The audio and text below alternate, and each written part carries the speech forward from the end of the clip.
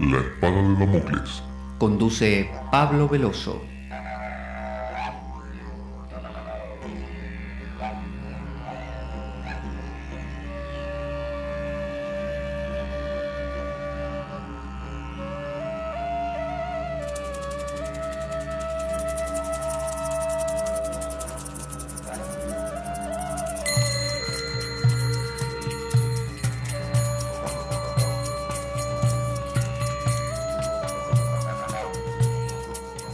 Tal como lo cortés no quita lo valiente, así lo hilarante no quita lo profundo. Y dado que la vida es un juego, aquí comienza La Espada de Damocles. La ficción más real que puedas concebir. La Espada de Damocles es un programa que por mera falta de objetividad cree ser diferente. Personajes mitológicos salidos de los más profundos avernos. Leyendas escabrosas y sin sentido. Curiosidades inquietantes e inútiles. Historias antiguas malversadas por nuestra incapacidad de entendimiento. Y cuentos carentes de profundo significado. También pretenderemos sin el menor éxito entender al ser humano en toda su dimensión. En suma, si quieres desperdiciar tu vida, aquí comienza La Espada de Damocles, la ficción más real que puedas concebir.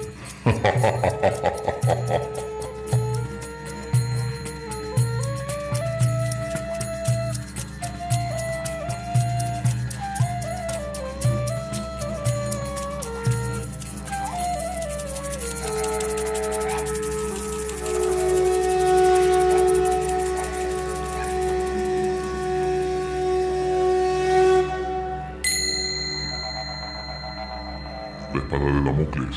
Conduce Pablo Veloso. Buenas para todos. Aquí estamos otra vez en La Espada de Damocles. Yo soy Pablo Veloso y vamos a continuar hablando acerca de mi viaje a México, aunque suene un poco autorreferencial.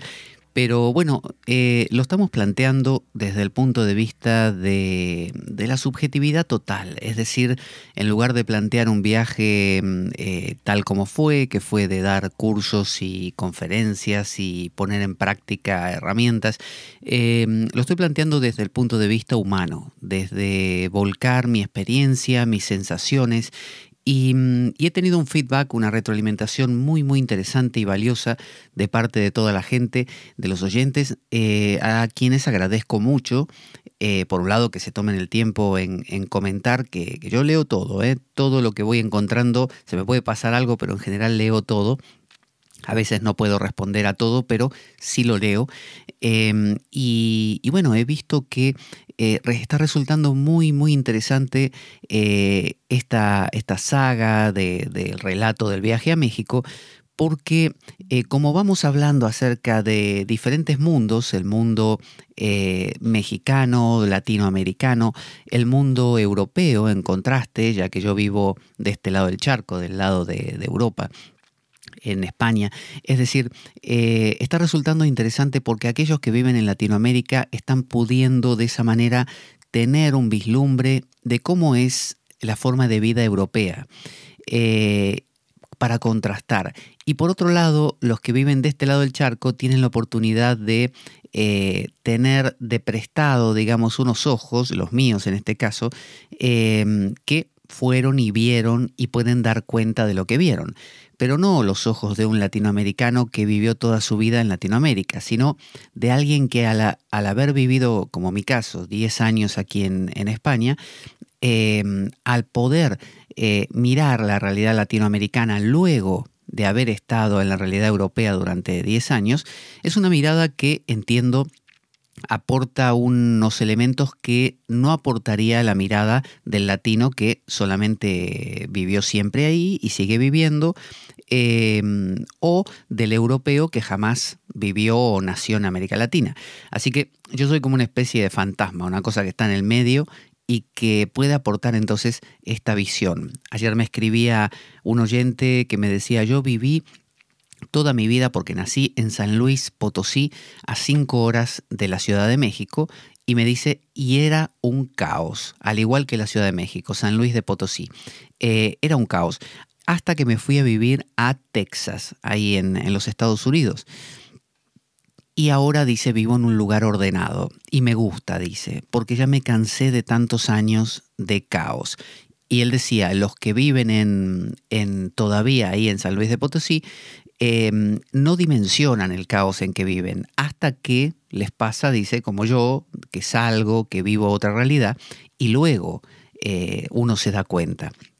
Pero decía también que hay algunas personas que cuando van hacia el orden, que eso también lo he visto yo, no lo soportan porque están tan acostumbrados al caos que cuando pasa un tiempo, unos meses, donde todo está ordenado, todo está estructurado, necesitan desesperadamente volver a ese caos y pasa dos cosas, o bien regresan a su lugar de origen, o bien se quedan en este nuevo lugar, pero empiezan a generar caos donde quiera que estén. Como esas personas que se van de día de campo y abren las 4 puertas del coche, o las 2 en el caso según sea el coche, y ponen la música a todo volumen, empiezan a gritar, a hablar fuerte, con lo cual básicamente jamás salieron de casa, porque se llevaron el ruido con ellos y de pajaritos nada, del sonido de la brisa y del viento moviendo las hojas de los árboles ni medio, es decir, no hay un contacto realmente con el medio. Luego cocinan cosas, no sé, un asado, una parrillada, y el olor impide que huelan, no sé, los eucaliptus. Con lo cual, vuelvo a repetir, jamás salieron de casa. Entonces, hay un fenómeno de gente que se lleva consigo como el caracol, su propia casa, para todas partes, o como la tortuga.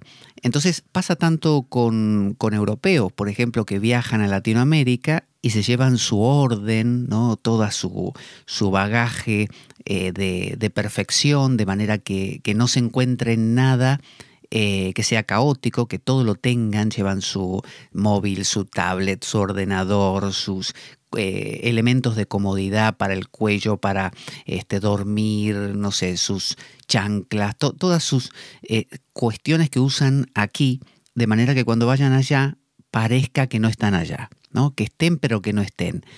Y pasa de la misma manera al revés. Gente latinoamericana que viene a vivir a Europa, yo digo, no cambia el chip.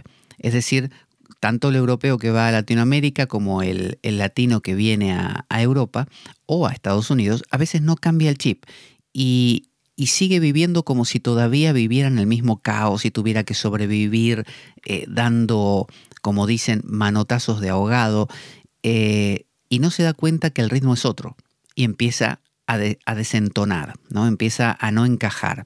Y ahí es donde forma guetos.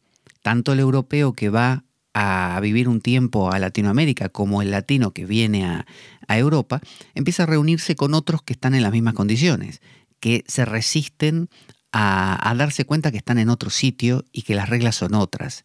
Entonces, es bastante desagradable ver a personas que son como enajenados, son gente que no entiende este dicho de allí donde fueres, haz lo que vieres, ¿no? Sino que allí donde fueres, sigue haciendo lo que estabas haciendo antes. Esa es la premisa que suelen sostener. Entonces, este relato está siendo, por eso digo, de mucha utilidad, porque me han escrito también mexicanos diciendo qué interesante tu mirada acerca de nuestro país, una mirada ajena. Otros que me dicen qué interesante, no sabía que en Europa había tal nivel, por ejemplo, de organización.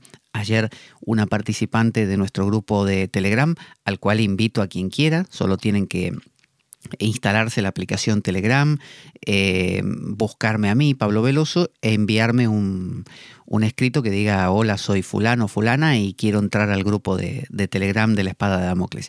Y yo les paso el enlace para que puedan entrar. Bueno, una de las participantes, llamada Mar, que vive en Suecia, ella es de Málaga, de España, pero vive en Suecia hace muchos años. Y contaba que la sociedad sueca, que sería como otro paso, si España es Europa, todavía dentro de lo que es Europa, para los europeos, España y Portugal son lugares medios caóticos, ¿no? Son latinos, son entendidos como latinos, caóticos. De hecho, sucede exactamente lo mismo. Cuando un español a veces va a Alemania, Austria, Finlandia, Noruega, Suecia, a veces de nuevo no encaja y forma guetos. Lo mismo que el latino cuando viene a Europa, porque la realidad española es mucho más caótica y desordenada que la realidad nórdica, como se dice. Entonces, contaba Mar, que es malagueña, imagínese el sur de España, con todo su algarabía y su movimiento. Bueno, ella vive en Suecia y contaba que la sociedad sueca es sumamente estricta, sumamente estable, estructurada, que tiene reglas y pautas muy, muy rígidas y que si uno no cumple alguna de esas reglas, inmediatamente queda fuera del sistema. Porque ella decía, no es solamente que haya como una especie de policía, ¿no?, que te esté revisando que no transgredas alguna ley. Eso está, ¿no? Sino que ella decía así, es como vivir las 24 horas en la aduana de un aeropuerto, donde siempre te están revisando. Siempre eres objeto de la supervisión, pero no de las autoridades nada más. Eso era lo curioso, sino de toda la gente. Decía ella, toda la gente es como policía. Todos están mirando que el otro no transgreda las reglas básicas que se supone debería cumplir. Entonces, decía ella, suponte que tú no tienes un trabajo en una empresa de esas de toda la vida que te explotan y no tienes una familia constituida y coche y casa y no sé. Bueno, dice, los demás no es que te van a señalar con el dedo y te van a insultar, no te dicen nada. Sencillamente y diplomáticamente, decía ella, te excluyen. Y a partir de ese momento sos nadie. Nadie te acepta, pero dice silenciosamente te excluyen. No es que van a hacértelo notar, simplemente dejan de tomarte como parte del grupo. Entonces uno queda dolorosamente excluido. Y eso genera, dice, mucha gente, decía ella, autista. Es decir, gente que funciona pero no se relaciona. Porque van por vías muy rígidas, ¿no? Donde cada uno cumple sus cosas y no molesta al otro. Entonces, fíjese, esa es la apoteosis, es decir, el máximo de ordenación. Si uno dijera, ¿cómo sería si todo este caos latinoamericano se ordenara, pero se ordenara al máximo? Bueno, Suecia, por ejemplo, así sería. ¿Qué ganamos? Bueno, ganamos que no hay delincuencia, estamos tranquilos, todo está regulado, todo es previsible, pero hay una frialdad absoluta. Por otro lado, ¿qué pasa cuando vamos al caos absoluto? Bueno, como yo contaba de la Ciudad de México, genial, pero mucha creatividad, todos pueden hacer cosas, está el apapacho, esto de que todos se abrazan con todos, uno puede estar en una, no sé, en una calle caminando y te habla el de al lado y no pasa nada, es normal que te hable, ¿no? Que participe de tu vida, como en la India. Uno va por la India y de repente, a mí me pasó, te empieza a hablar el de al lado en el tren, en el autobús. Aquí me pasa en España también, porque claro, yo vivo en Asturias, que es una zona comparada con Madrid o Barcelona o Cataluña, es una zona mucho más tranquila, más rural también, aunque es moderna obviamente, pero es más rural. Entonces la gente tiene esa cercanía y se entiende que si uno va en un autobús y de repente ve que llueve mucho, le puede hablar al de al lado y decirle, ¿viste cómo está lloviendo? Y el otro te habla y es normal y se da una conversación. Pero en Madrid ya no es tan normal hablarle al otro. El otro es un anónimo. Ni hablar en lugares como Suecia, que era lo que contaba Mar. Por eso, ¿qué ganamos en los lugares caóticos? Bueno, la conexión entre la gente, la posibilidad de que todo sea posible justamente. Es esa cabida de toda opción. Puedo trabajar de cualquier cosa, puedo generar cualquier cosa, puedo relacionarme con cualquier persona. Todo está permitido, inclusive en las reglas de comunicación social. Pero se paga un precio, que es el estrés de que nunca reposa uno, nunca está tranquilo, porque siempre está la posibilidad de que el otro te convoque, de manera a través de la delincuencia, te convoque a través de hablarte, te convoque a través de llamarte, te convoque a través de lo que sea. Mientras que en los países superordenados eso no ocurre, ya sabes que vas a ir por tu carril y nadie se te va a meter, nadie te va a decir nada. Pero en cambio, prueba a conducir en la Ciudad de México. Bueno, todo es imprevisible, no sabes quién se te va a cruzar, de qué manera, por qué, cuándo, si gente de a pie, gente en coche, un camión inmenso mezclado con un cochecito pequeño, todo puede pasar. Entonces, es el choque de mundos, esa es la locura que solo se comprende cuando se viaja, básicamente, porque si lo ves en una documental no lo llegas a notar, porque la documental siempre se centra en alguna que otra cosa, es más tendenciosa. Pero como dice la canción, dicen que viajando se fortalece el corazón porque cada camino que se conoce te hace olvidar al anterior. Es decir, hay una especie de aprender conociendo, ¿no? Hay gente cuyo horizonte no va más allá de la punta de su nariz. Y a veces ha viajado esa gente, porque, como decimos, hay gente que viaja llevándose su casa como un caracol, con lo cual no viajó. Hay gente que va en tours con gente de su propio país y visita las pirámides de Egipto de repente, y es el ojo occidental todavía, no te mezclaste ahí en el mercado del Cairo y no oliste los olores y no escuchaste las voces. No.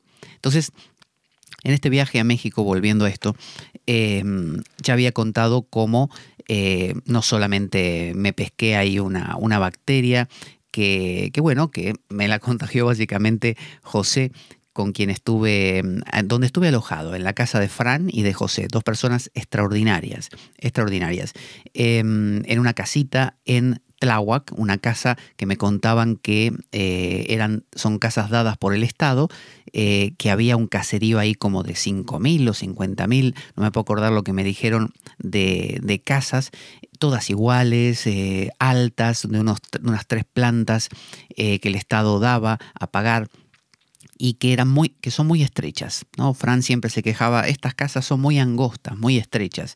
Es verdad, tenía muy pocos metros de ancho, por lo tanto había que se construían hacia arriba, básicamente. Entonces te la pasabas subiendo y bajando escaleras todo el día. En ese sentido era un buen ejercicio. Y bueno, yo me alojé en la casa de Fran, de José, donde también viven Nayeli, la hija de ellos. La otra hija vive en Canadá, que ha emigrado por estas razones que estábamos contando. Y Nayeli vive con su marido Beto y con su bebita pequeña. Fran, que es tanto como José, son maestros jubilados. Fran se dedica como hobby, le apasiona el tema de las plantas medicinales. Y sabe, pero un montón, como dicen aquí en España, sabe la tira.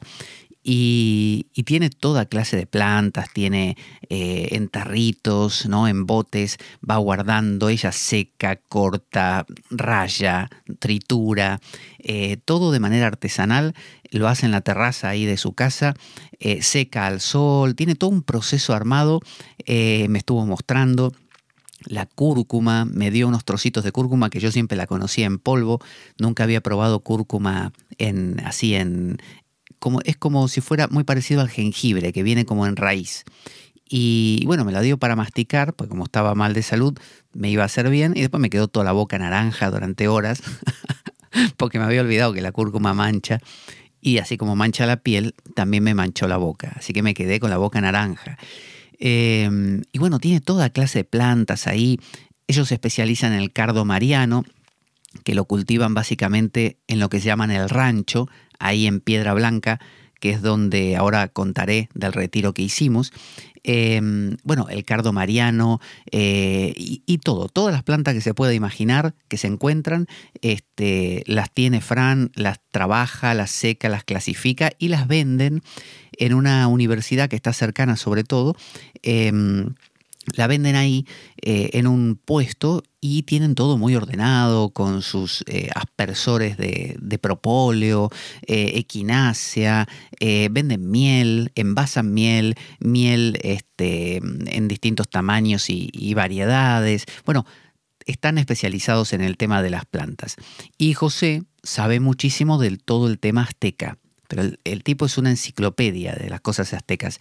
De hecho, es el que me calculó justamente que soy Olin, ¿no? Esto del terremoto o torbellino o tormenta. Entonces me dijo, eres el que produce cambios con la voz, el que transforma a la gente con la voz.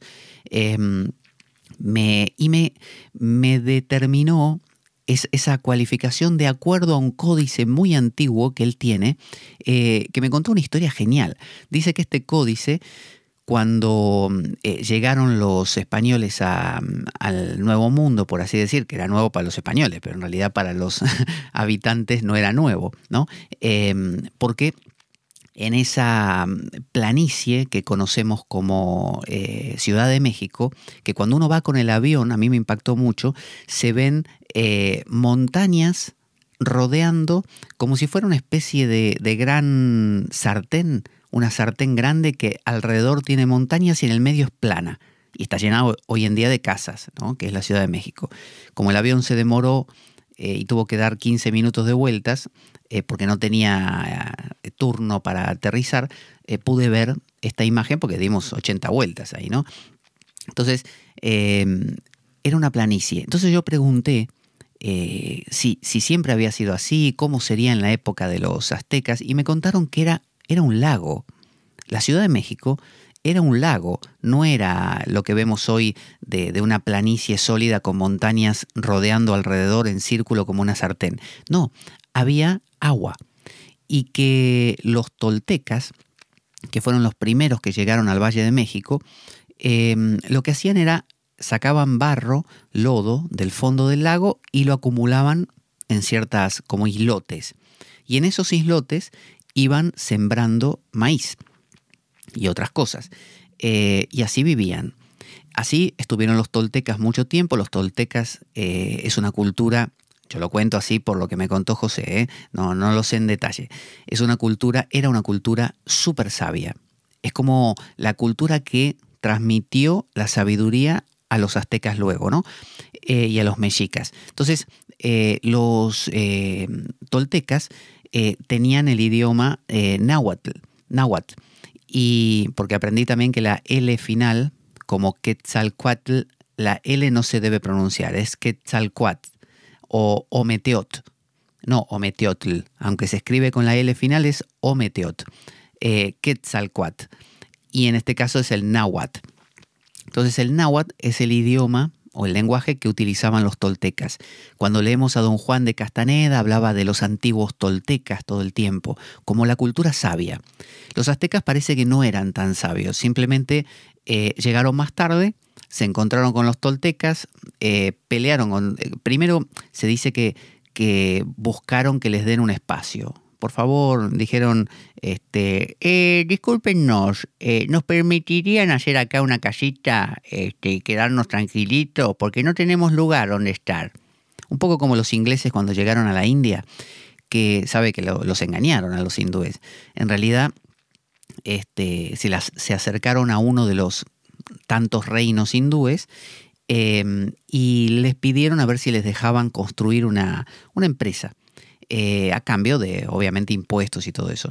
Les dejaron, con el tiempo dijeron, no podríamos traer alguna agente de seguridad nuestra porque tenemos cosas valiosas y nos han robado. Bueno, traigan, no hay problema. ¿Podemos traer algunos más? Vale, traigan. Y cuando quisieron acordar, ya tenían un ejército ahí. Y simplemente se dedicaron a vencer y a deponer al rey de turno. Y de ahí en más lo hicieron con toda la India y se quedaron con la India. Bueno, los aztecas hicieron algo así. Llegaron ahí, hola, ¿qué tal? Nos dejan ahí construir una casita que nos hemos quedado sin lugar donde vivir. Sí, cómo no, dijeron los toltecas, no pasa nada, acá somos amistosos. Pero los aztecas empezaron a ver que eso estaba interesante, aprendieron el idioma, el náhuatl, y su sabiduría, heredaron todo eso y después los vencieron y básicamente los fagocitaron. Se quedaron los aztecas ahí con todo.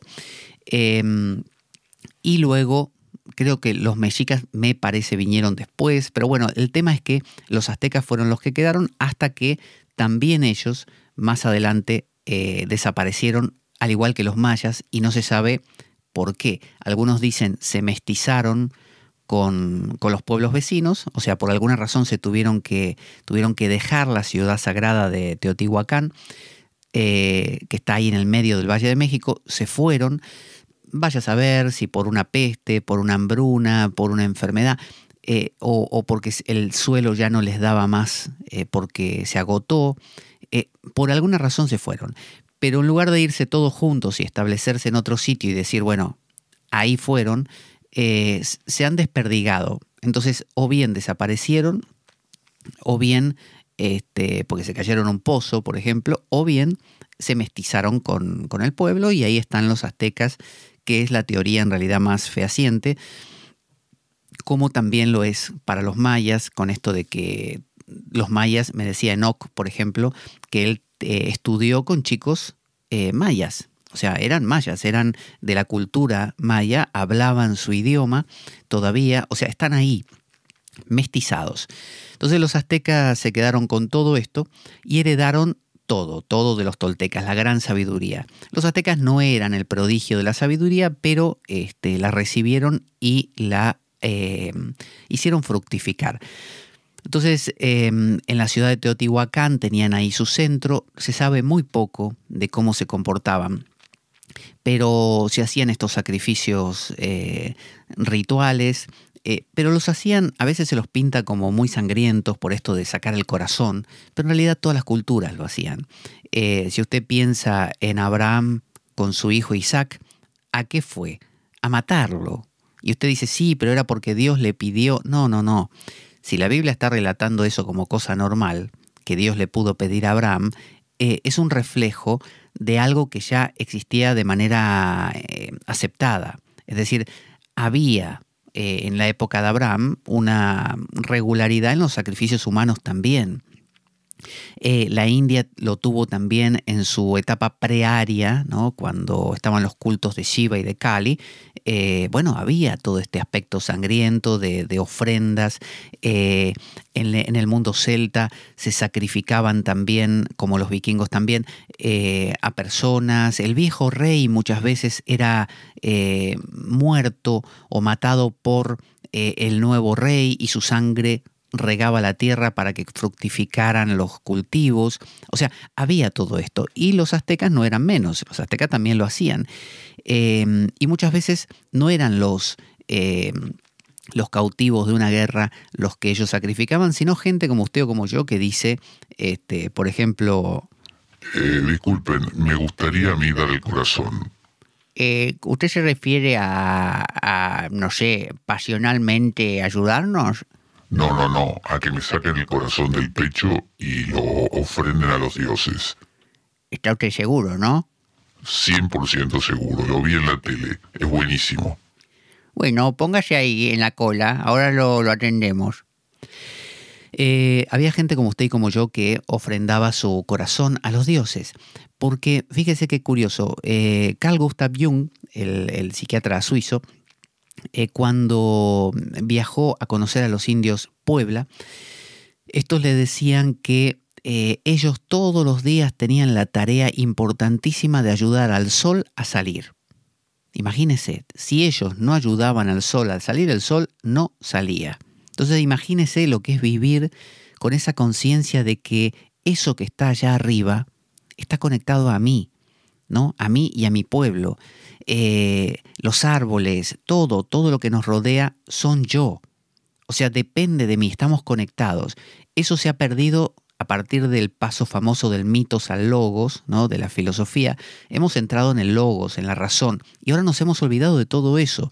Vivimos a partir del Renacimiento italiano, la Ilustración y la industrialización, la ciencia, ¿no? Que tiene que ver con esto de separar y cortar. Bueno, el ser humano ahora se ha convertido en un ser alienado, que es una mota de polvo en el universo y no, como dicen, no corta ni pincha, no tiene que ver con nada. O sea que si usted se muere mañana, al mundo le da igual, ¿no? Eso es tristísimo, esa es la visión moderna. Por eso la depresión, por eso el sinsentido, por eso la falta de estímulo. Imagínense un tipo, un aborigen en Puebla, todos los días levantándose y diciendo... Roberto, me quedé dormido. Vamos a hacer salir el sol. Porque si no hacemos los rituales, el sol no sale y el universo se colapsa. Imagínese un tipo que diga eso. Usted se levanta por la mañana, se durmió y lo único que dice es: otra vez me dormí, yo quería levantarme temprano, qué desastre que soy. Bueno, voy a seguir durmiendo un rato más. Esa es su realidad o la mía.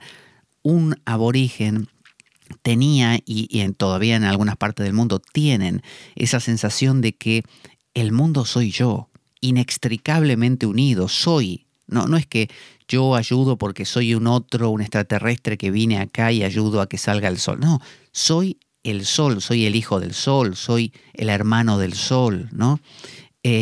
Fíjese que dentro del ambiente inca, que es otra de las grandes culturas mesoamericanas, está esto del Inti Sol, la Pachamama, que es la tierra. Cuando vas a comer algo o a beber un poco de alguna bebida, se arroja a la tierra, sobre todo en un pozo, un poco de hojas de coca y chicha, se llama, una bebida alcohólica fermentada, se echa, como el pulque de los aztecas, se echa a la tierra como ofrenda, es decir, le agradeces a la tierra por lo que te está dando.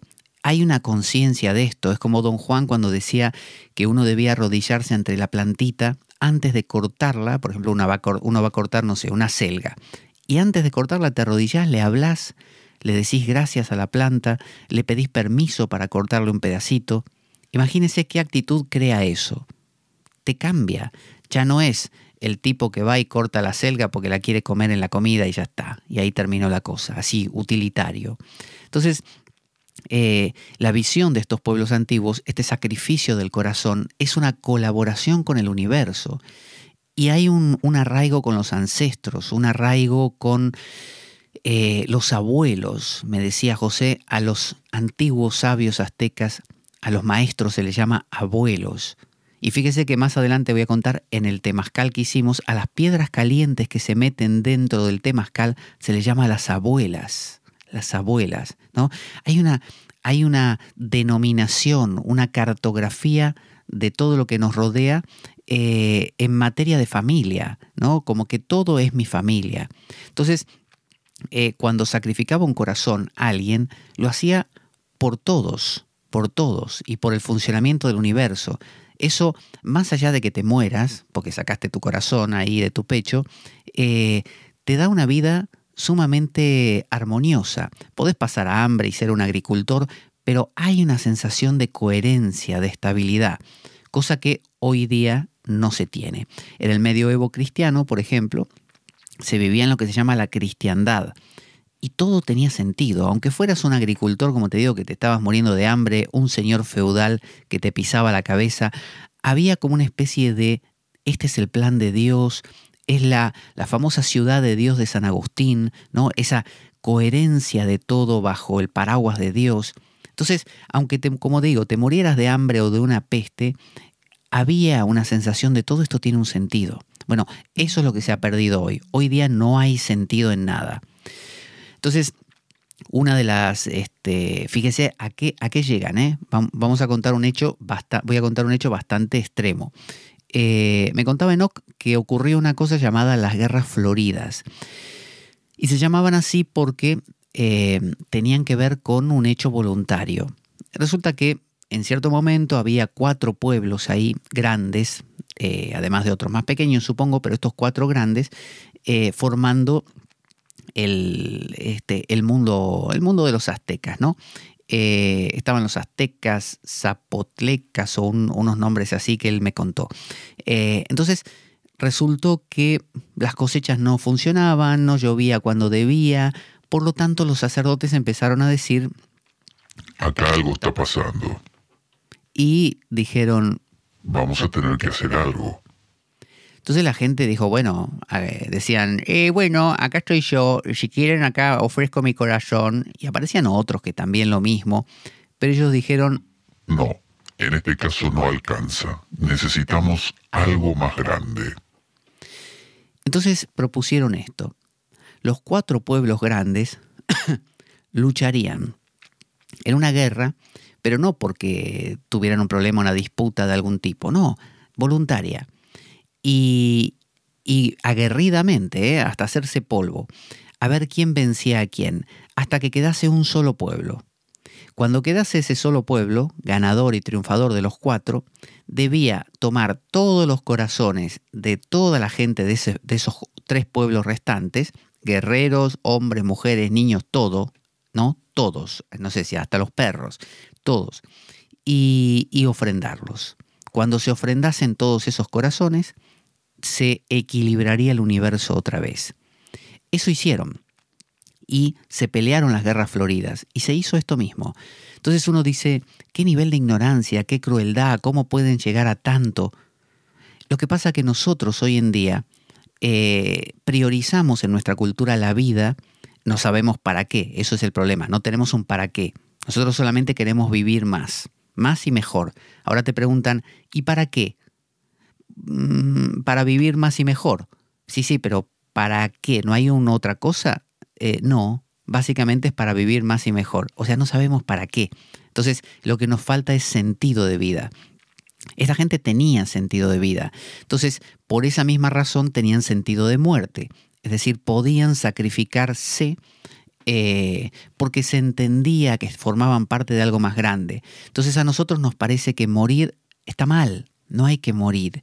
En cambio, en los pueblos antiguos, cualquiera de ellos, morir era genial. Para un vikingo morir en batalla era lo mejor que te podía pasar. Ibas al Valhalla con Odín, ¿no? Y la pasaba genial luchando junto a él. Para cualquier pueblo, como en el Bhagavad Gita de Krishna, donde el deber de un kshatriya, o lo mejor que te puede pasar como kshatriya, como guerrero, es morir en batalla, porque vas al cielo. Entonces, este concepto se ha perdido. Hoy en día todos somos planos iguales, no hay el guerrero, el sacerdote, el chamán, no hay nada. Somos todos esa igualdad, libertad y fraternidad, ¿no? De la Revolución Francesa. Somos todos iguales. Valemos nada, básicamente, no valemos nada. Y como no valemos nada, tenemos mucho miedo de lo que nos pase. Entonces no queremos morir. Entonces fíjese, las guerras floridas que ocurrieron en ese mundo azteca y que implicaron el sacrificio de muchísima gente, tenían un tenor. Imagínese el pueblo que sobrevivió habiendo sacrificado los corazones de todos sus pueblos hermanos, la sensación de privilegio, pero no de nos salvamos, nosotros no morimos, salvamos nuestros corazones, nuestro pueblo sigue acá. No, sino de esa sensación de totalidad. Y si a usted le parece todavía que la idea de sacrificio humano es muy cruel, bueno, piensa en Jesús. Si Jesús no es la imagen de sacrificarse hasta la muerte y desmembrarse, es el desmembramiento del rey.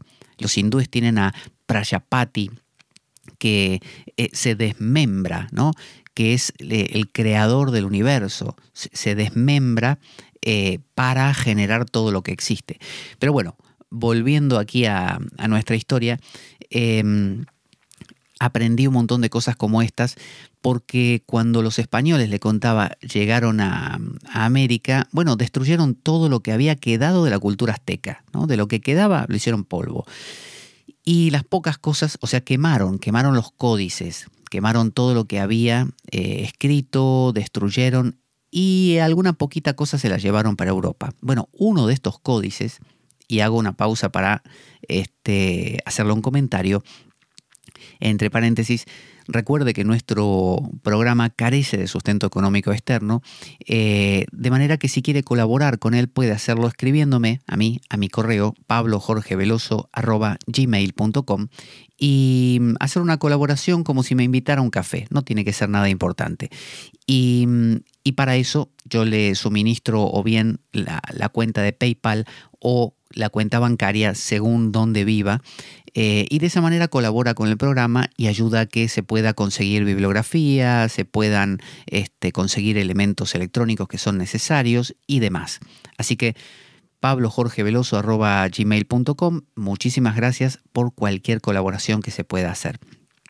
Entonces, estamos hablando de estos códices que los españoles destruyeron, pero que algunos se salvó. Bueno, uno de ellos fue llevado a Europa, a Viena, si no me equivoco, me dijo José, a Viena. Y ahí estaba en un museo, hasta que un mexicano fue y lo robó. Esa es la historia. Me contó que el mexicano fue ahí silbando bajito en el museo.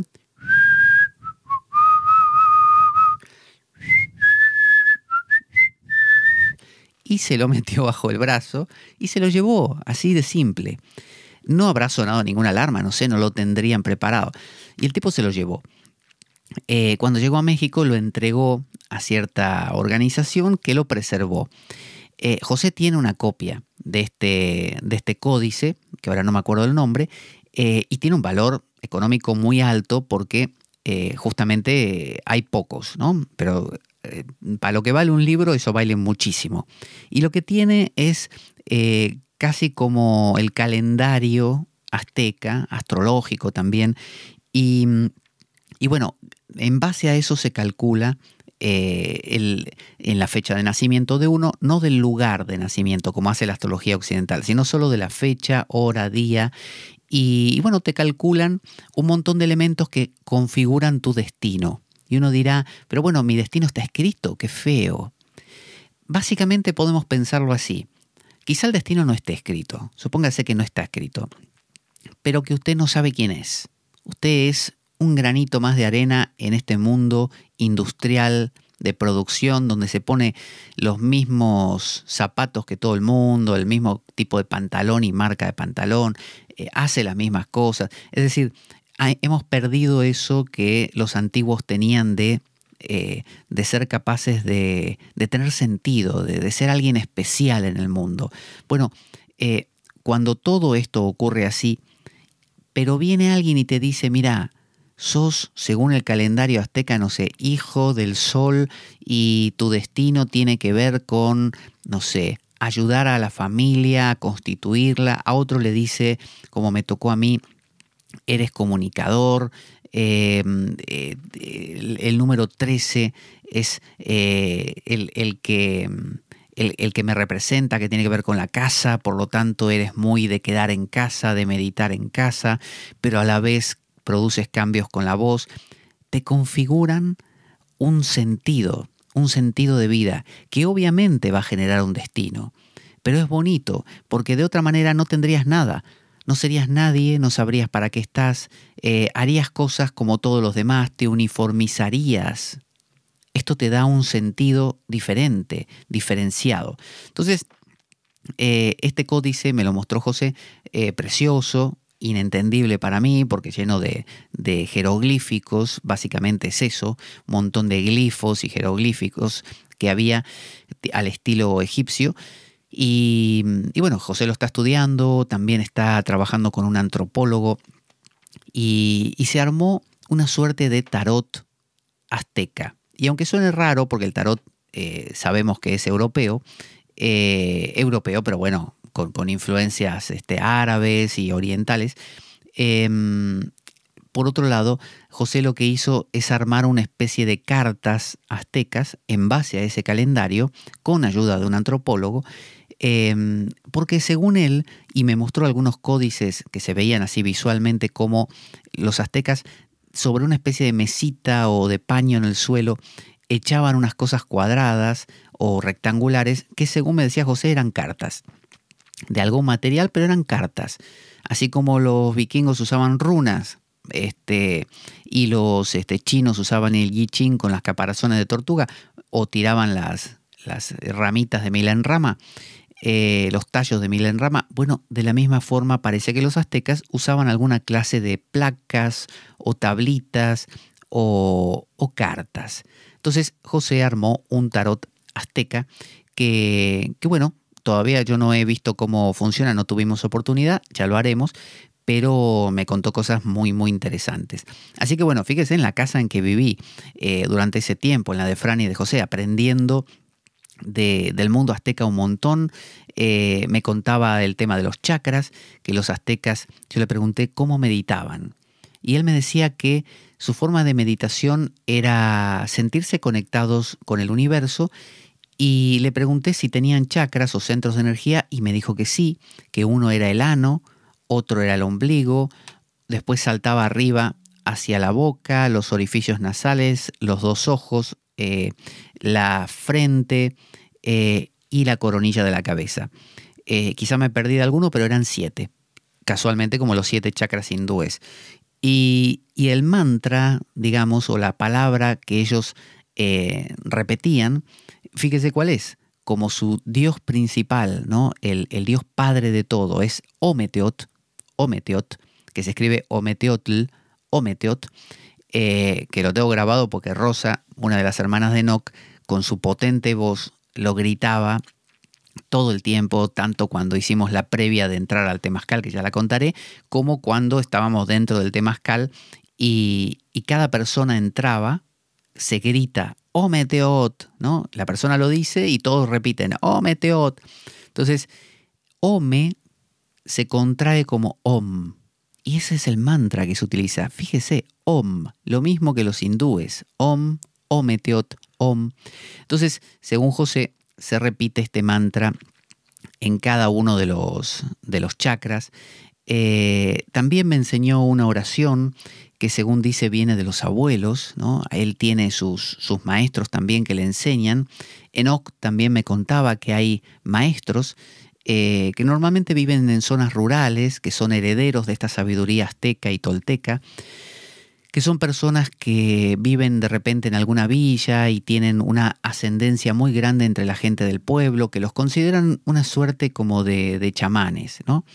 Pero que a la vez son peligrosos para el Estado, porque suelen agrupar bastante a la gente rural y la pueden movilizar, y eso no gusta a las autoridades políticas, porque las autoridades políticas siempre pretenden tener el control de las masas y no les gusta que haya un tipo que sí lo tenga por sobre ellos. Entonces me contaba Enoch que en México, por ejemplo, a ese tipo de gente la suelen matar, básicamente. Se deshacen de ellas, ¿no? Van a buscar al tipo ese y como tiene un poder de mover masas, es el que puede, no sé, de repente tener un valor político en el sentido de agarrar a 50 personas o 100 que trabajan en una empresa y decirles no vayan, hagan huelga. Bueno, entonces van y lo matan con un sicario. Y me decía Enoch que también la profesión de periodista es muy riesgosa en México, porque si uno se mete un poco en estos temas que de lo prehispánico, y me hacía esta aclaración, no desde lo turístico, porque hacer un temazcal como hace Enoch es considerado por las autoridades o por el Estado como simpático, como turístico, como un souvenir, ¿no? Como que, ay, mira, fuiste a la pirámide de Teotihuacán y te llevaste un colgante, o uno de estos tantos ocarinas que venden. Todo eso es muy pictórico o pintoresco y no molesta a las autoridades. Pero donde hablas de algo prehispánico, del valor de regresar a las raíces, de esa sabiduría tolteca, ya te convertís en alguien peligroso, porque rompes ese equilibrio de ese mundo moderno capitalista que va en pos del consumo, ¿no? Empieza a darte identidad, y eso es malo. Es malo para un Estado moderno que pretende la uniformización, ¿no? La igualdad, libertad y fraternidad de todos, ¿no? Entonces, volviendo a esto bueno, ya no me acuerdo ni por dónde andaba.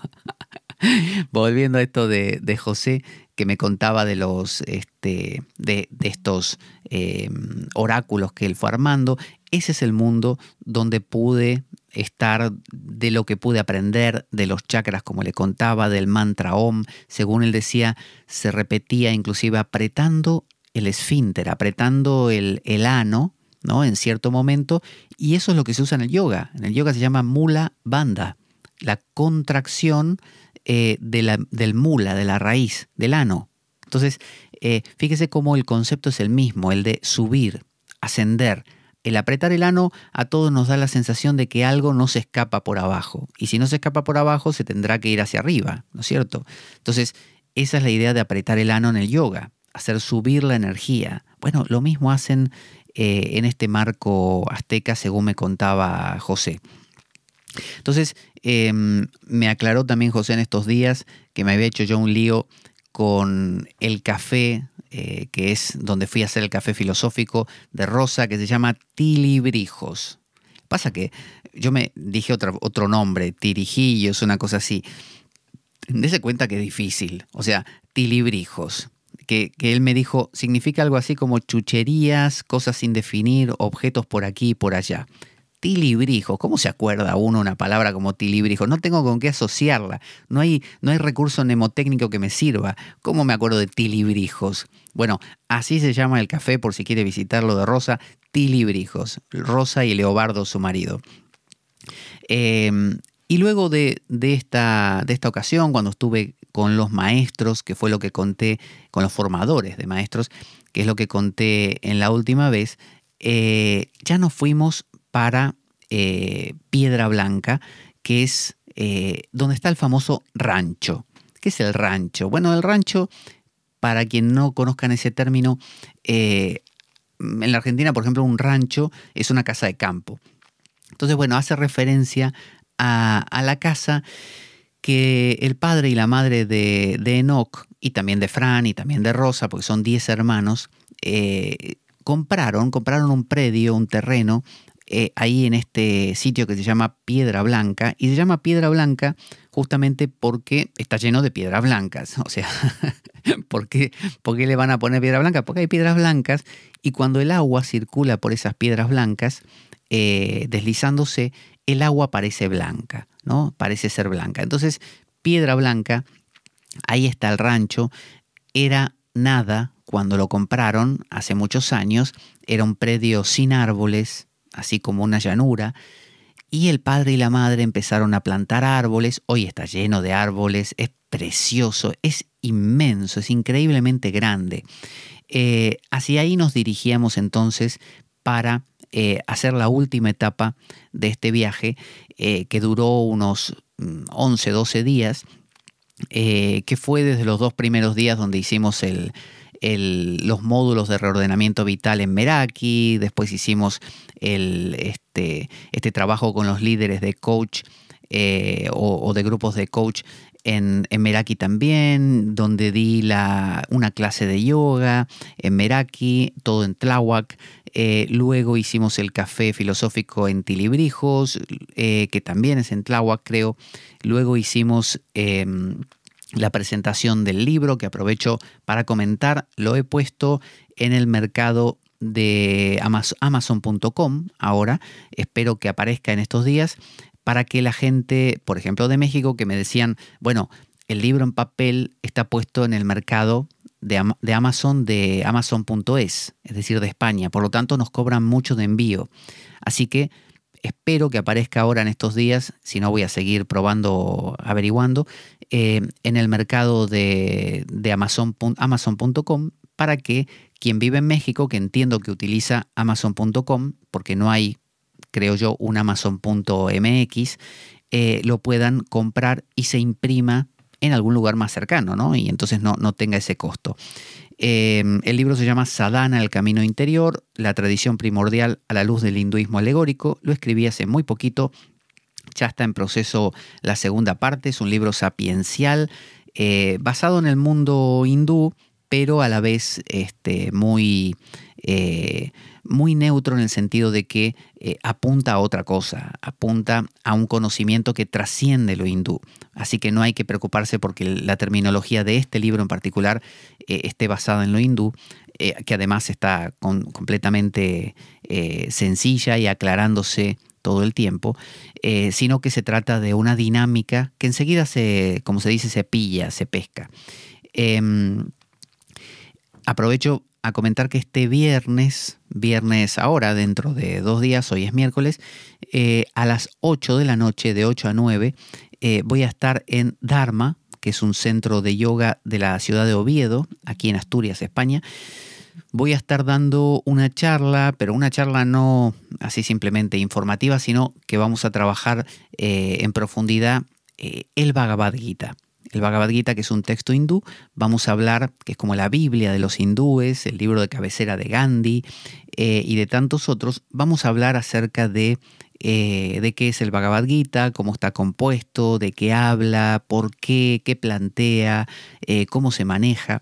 Lo vamos a hacer en Uría 22, la calle Uría es la más céntrica de Oviedo, Uría 22, primera planta, de 8 a 9 de la noche, este viernes día 1 de marzo. Los espero a todos ahí, así que bueno, volviendo aquí, este programa se ha ido bastante en temas históricos mexicanos, en temas históricos antiguos. Tilibri, José era el café, ya ahora pienso que me lo acordaré. Agua Blanca, me decía José, Agua Blanca es el pueblo donde está en el estado de Hidalgo, porque ahora vamos a cambiar de estado. Vamos a ir, luego de la presentación del libro, del programa en vivo que hicimos en el Café Bauhaus, la clase de yoga que tuve que cancelar en el Café Bauhaus porque estaba yo con una fiebre que me moría. Ese día casi me caigo al suelo, me desvanezco. Me había dado un pico de fiebre muy alto, que fue cuando fuimos al médico. Y tuvimos que cancelar también en Meraki una meditación que iba a dar, porque claro, al estar tan mal, yo decía, donde cierre los ojos me voy a dormir.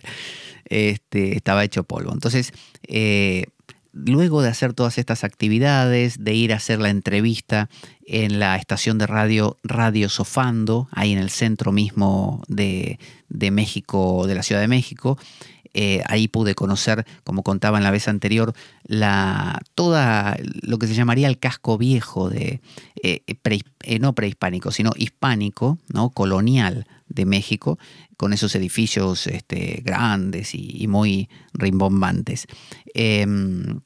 Así que bueno, esa entrevista. Y luego de todo eso fue que ya nos fuimos a Hidalgo. Hidalgo es otro estado. Es otro estado, ¿no? Es otro clima, ya voy a contar, otro clima. Es básicamente, yo pensé que me habían llevado a Asturias, porque el clima era niebla, lluvia, frío. Todo tenía musgo, todo súper verde con musgo y frío. Y veníamos de la Ciudad de México, donde no llovía ni de casualidad, no había niebla, había sol, hacía calor. O sea, era como cambiar de mundo. Y tenga en cuenta que yo en Asturias, aquí, día a día lo que me encuentro es ese clima. El clima de... ahora, por ejemplo, estamos teniendo como 4 o 5 días de sol, pero porque estamos con lo que se llama el anticiclón. O sea que dentro de nada, mañana ya dicen, se viene la borrasca. O sea, estamos teniendo... Es como estar en el ojo del huracán, que usted piensa que está todo bien y en realidad en 5 segundos se mueve el huracán y le toca la peor parte. Así estamos nosotros ahora sí, aquí en Asturias. Estamos en una especie de no Asturias o de anti-Asturias. Estamos en el sol, porque en realidad la borrasca se viene ya. Pero la naturaleza de Asturias es que llueva, que haga frío, que caiga una especie de llovizna eterna todos los días. Puede haber una llovizna 3 meses seguidos. Bueno, eso me lo encontré en Hidalgo y yo dije, ¿qué es esto? ¿Cómo puede ser que pasáramos de un calor así a un frío como este? Y un entorno totalmente distinto.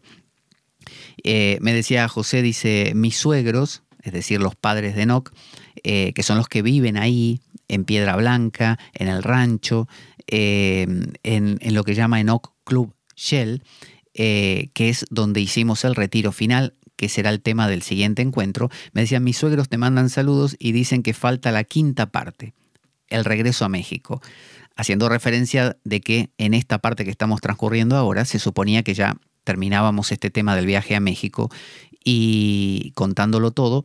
Entonces me decían, bueno, la 5ª parte tiene que ser que cuentes el regreso a México. O sea que, como diciendo, queremos que vuelvas. Yo también quiero regresar. Y ya hay tratativas para eso, ya hay puntas ahí por todas partes de gente que me está diciendo, yo quiero que vengas para aquí, quiero organizar esto y lo otro, así que ya iremos viéndolo. Por eso digo, este programa se ha ocupado en general, más que de mis actividades, de también de los contenidos históricos para entender un poco lo que es la cultura azteca, tolteca, mexica y de cómo todavía está presente en el trasfondo, cómo la gente, no solo en las palabras, que son increíbles, uno va con el coche y ve un cartel que parece que estuviera en el País Vasco. Quien ha estado en el País Vasco sabe de lo que hablo. O en Alemania, me imagino también. Son, para decir, no sé, esto, piedra blanca, quizá la palabra es de 2 kilómetros de largo, ¿no? Y llena de consonantes. Así pasa en el País Vasco, ¿no? Son frases impronunciables que no te las podés acordar porque no hay forma de relacionarlas con nada. Bueno, en México pasa igual. Todos son Ixtlaxtlan, Epoclequiltean y Chipiliquilco. Entonces, no hay forma.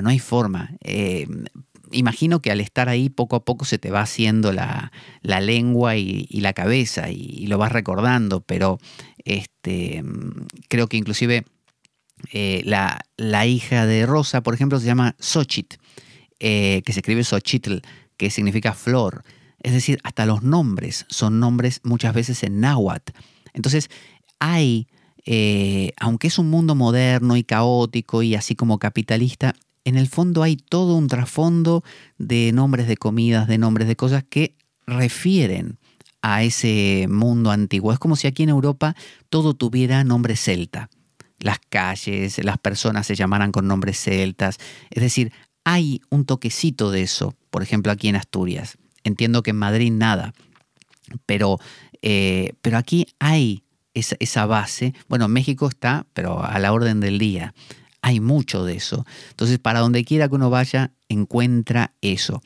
Y la gran paradoja es que hay una especie de, por un lado, la locura católica de la Virgen de Guadalupe, es decir, la inculturación que mezcló, que ya lo hablamos en algún programa hace unos años, mezcló a la diosa azteca Coatlicue con Guadalupe, como diciéndole a los aborígenes, a los nativos, lo que les traemos nosotros, la Virgen María, es en realidad Coatlicue con otra cara. Así que ¿para qué la van a seguir llamando Coatlicue? Llámenla, en este caso, Guadalupe y listo, ¿no?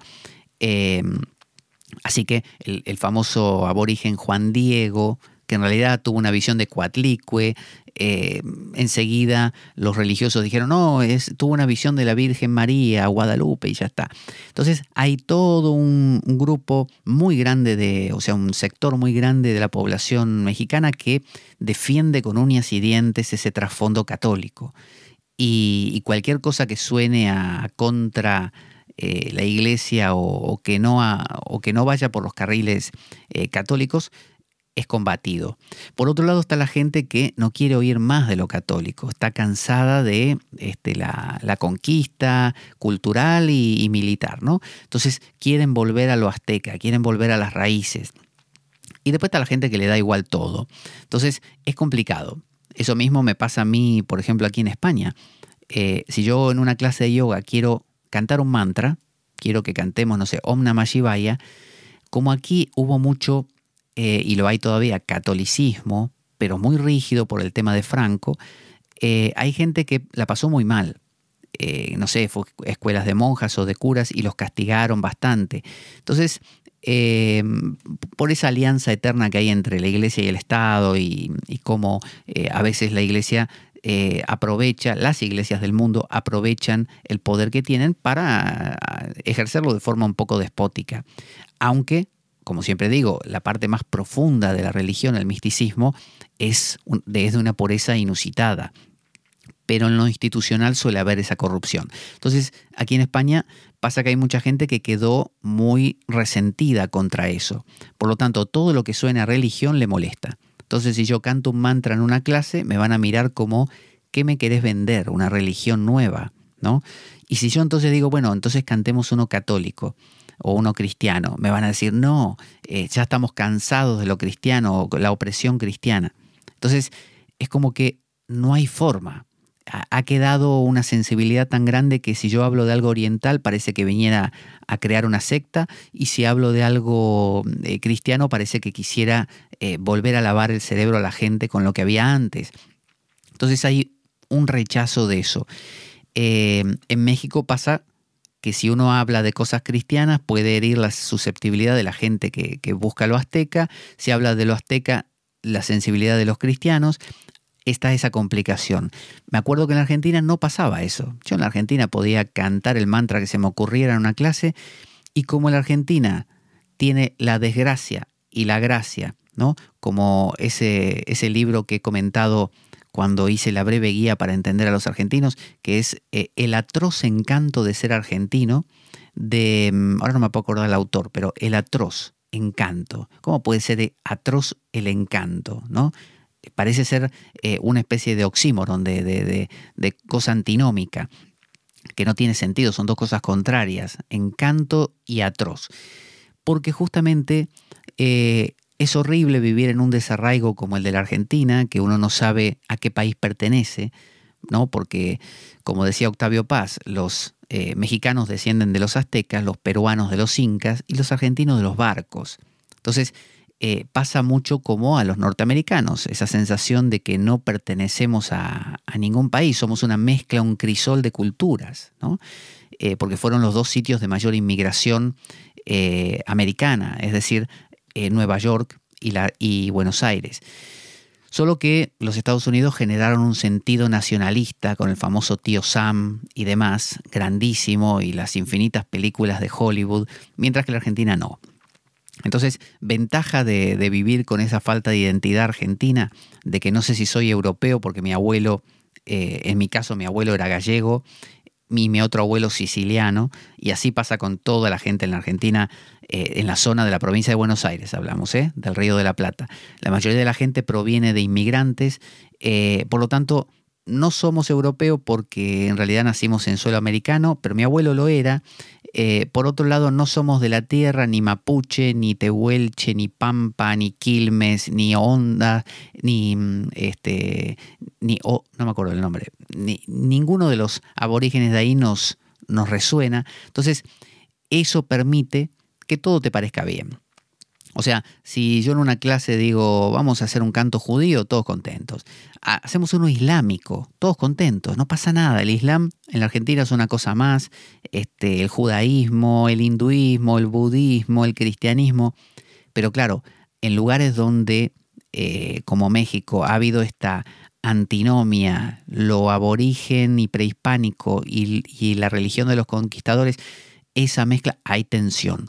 En Europa pasa lo mismo, un trasfondo tan duro, sobre todo en España, con una dictadura, que las dictaduras siempre están vinculadas con la iglesia, así que una imposición de situaciones religiosas, un abuso en muchos casos, genera una susceptibilidad muy grande. Además, este trasfondo español de que los que ellos llaman los moros, ¿no?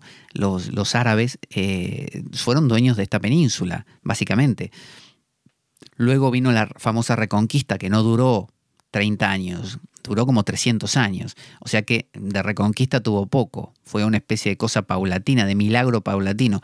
Entonces, hay un rechazo por todo lo que suene a árabe, ¿no? Porque son los que nos conquistaron en algún momento.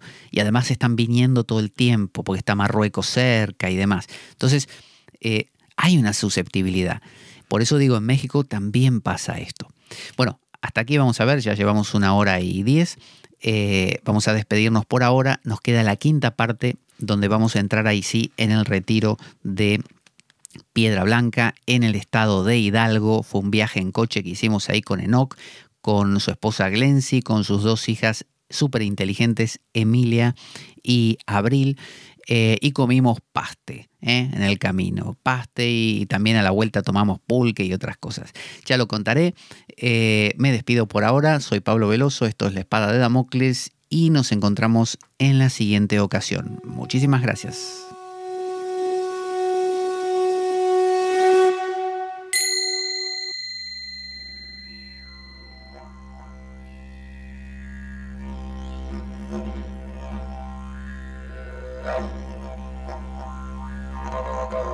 La Espada de Damocles. Conduce Pablo Veloso.